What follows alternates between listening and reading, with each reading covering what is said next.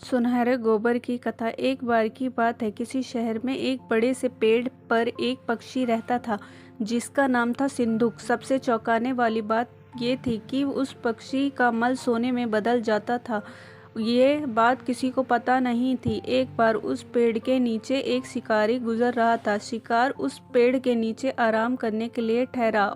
वो आराम कर ही रहा था कि इतने में सिंदूक पक्षी ने उसके सामने मल त्याग कर दिया। जैसे ही पक्षी का मल जमीन पर पड़ा, वो सोने में बदल गया। ये देखते ही शिकारी बहुत खुश हुआ और उसने उस पक्षी को पकड़ने के लिए जाल बिछाया। सिंदूक जाल में फंस गया और शिकारी उसे अपने घर ले आया। पिंजरे में बंद सिंदूक को देख शिकारी को चिंता सताने लगी कि अगर राजा को इस बात के बारे में पता चला तो वो सिर्फ सिंदूक को दरबार में पेश करने को कहेंगे, बल्कि मुझे भी सजा देंगे।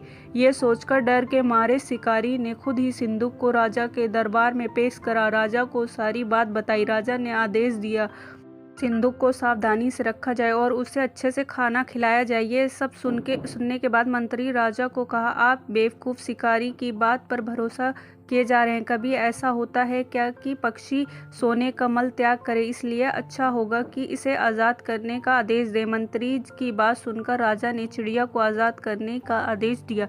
सिंदूक उड़ते उड़ते राजा के दरबार पर सोने का मल त्याग कर गया। ये देखते ही राजा ने मंत्रियों को उसे पकड़ने का आदेश दिया, लेकिन तब तक वो पक्षी उड़ चुका था। उड़ते उड़ते सिंदूक कहाँ गया? ये बेवकूफ़ था जो शिकारी के सामने मल त्याग किया। शिकारी बेवकूफ़ था जो मुझे राजा के पास ले गया। राजा बेवकूफ़ था जो मंत्री की बात में आ गया। सभी बेवकूफ़ एक ही जगह थे। इसीलिए कहते हैं, कभी भी किसी की बातों में नहीं आना चाहिए और अपने दिमाग से काम लेना चाहिए। अगर स्टोरी अच्छी लगी हो तो प्लीज़ लाइक एंड सब्सक्राइब।